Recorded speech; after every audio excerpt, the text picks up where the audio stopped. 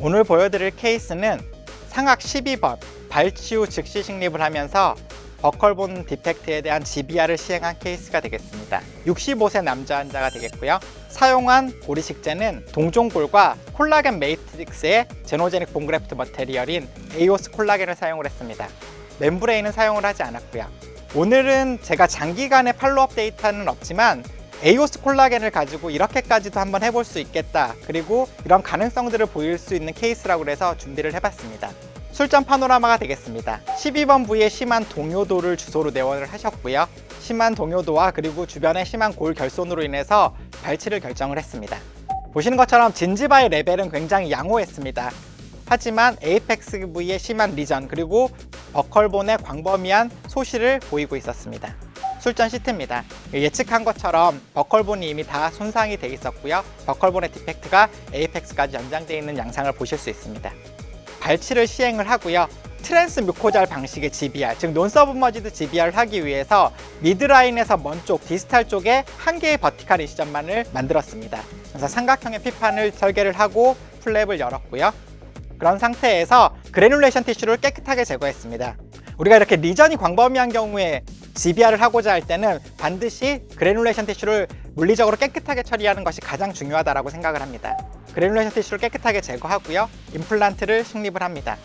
임플란트 식립 위치는 통상적인 방법과 동일합니다. 이미디어트 플레이스먼트와 동일하고요. 사운드한 프록시말 본 레벨에서부터 픽처의 탑까지 약 4에서 5mm 정도의 거리를 계측해서 식립을 하게 되면 아이디얼한 수직적인 깊이 조절이 되겠습니다. 그런 상태에서 노출된 임플란트 주변에는 동종골, 이식제를 위치를 시키고요.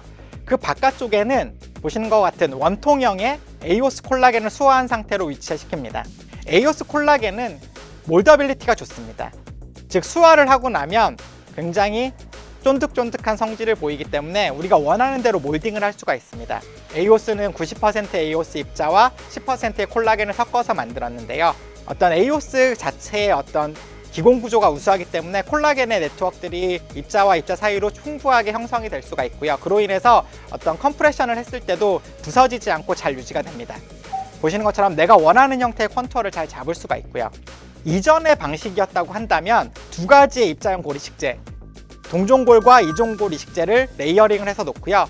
입자형 고리식재는 흩날리거나 안정화되기가 어렵기 때문에 반드시 멤브레인을 이용해서 커버를 해줘야 되겠죠.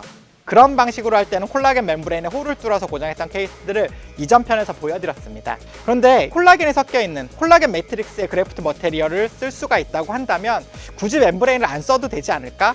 어차피 저 콜라겐은 상방으로 상피화도 잘 유도할 뿐만 아니라 연조직의 안정성도 굉장히 좋게 만들어줄 것이고요. 또 하나는 저 고리식재 자체, 에이오스 콜라겐 자체의 안정성도 굉장히 좋습니다. 또한 보시는 것처럼 주변으로부터 블러드를 머금면서 더 잘 안정화가 될 것이고요. 그래서 멤브레인을 적용하지 않고 그냥 에이오스 콜라겐만 저렇게 컨투어링을 시킨 다음에 연조직의 수처를 시행을 했습니다. 힐링 어바트먼트를 연결했기 때문에 릴리징은 많이 하지 않고도 쉽게 힐링 어바트먼트 주변으로 어댑테이션을 얻을 수 있었고요. 수루 파노라마 CT가 되겠습니다. 보시는 것처럼 식립된 임플란트 주변으로 에이오스 콜라겐이 아이디얼한 라비알본의 컨투어를 잘 유지하고 있는 걸 보실 수가 있습니다. 멤브레인 보시는 것처럼 사용하지 않았고요. 이런 상태에서 연조직 힐링입니다. 수루 3개월째 연조직 힐링이거든요. 환자분께서 고정성 보철물을 특별히 원하지 않으셔서 이 환자분은 가철성 타입의 임시 보철물을 적용을 했습니다.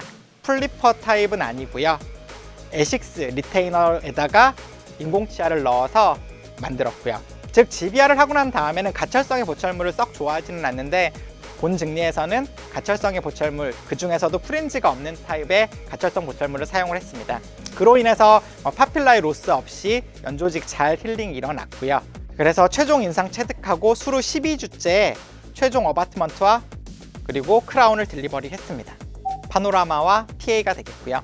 우리가 궁금한 건 파노라마와 PA가 아닌 CT인데요. CT를 보고 나서 에이오스 콜라겐의 어떤 연조직 반응이나 골 재생 능력이 굉장히 우수하다는 걸 알 수가 있었습니다. 보시는 것처럼 멤브레인을 적용하지 않은 에이오스 콜라겐만으로도 아이디얼한 버컬월의 컨투어가 잘 유지되고 있는 걸 확인하실 수 있습니다. 자, 전후 비교 사진이 되겠고요. 그리고 술전, 그리고 수술 직후, 그리고 3개월째 최종 보철물 딜리버리한 이후에 버컬월의 컨투어가 되겠습니다. 물론 에이오스 자체는 10%의 콜라겐을 가지고 있기 때문에 입자형 에이오스보다는 흡수율이 많습니다. 또한 멤브레인을 사용하지 않기 때문에 약간의 흡수는 보일 수 있을 거라고 생각을 합니다. 하지만 이 정도의 컨투어를 유지해 줄 수 있다고 한다면 멤브레인 없이도 트랜스뮤코잘 방식의 GBR이 가능하지 않을까라는 생각을 하고요. 샌드위치 오그멘테이션 테크닉을 할 때도 이런 동종골 이식제를 넣고 그 바깥쪽에 에이오스와 멤브레인을 치는 것 대신에 에이오스 콜라겐을 이용해서 컨투어를 잡음과 동시에 베리어 멤브레인의 역할도 해줄 수 있으면 앞으로 이런 손쉬운 심플한 GBR 테크닉이 가능해지지 않을까라는 그런 가능성을 제시하고자 이런 케이스를 한번 준비해 봤습니다. 요약입니다. 술자가 제일 좋아했던 방식은 이런 샌드위치 오그멘테이션 테크닉입니다. 전통적인 방식이죠. 입자형의 고리식제 2종류 그리고 베리어 멤브레인을 썼는데 이 두 가지를 합쳐서 우리가 할 수 있다라고 한다면 특히 에이오스 콜라겐과 같은 거를 이용해서 멤브레인과 이종 고리식제를 하나로 합쳐서 쓸 수 있다면 좀 심플한 GBR이 가능해지지 않을까라고 생각을 해봅니다. 장기 안정성에 대한 데이터는 아직 없고 이런 케이스를 현재 시행을 하고 있으니까요. 혹시 다음번에 또 기회가 된다면 롱텀한 데이터를 보여드릴 수 있었으면 좋겠습니다. 시청해주셔서 감사합니다. 다음번에는 더 좋은 증례로 찾아뵙도록 하겠습니다.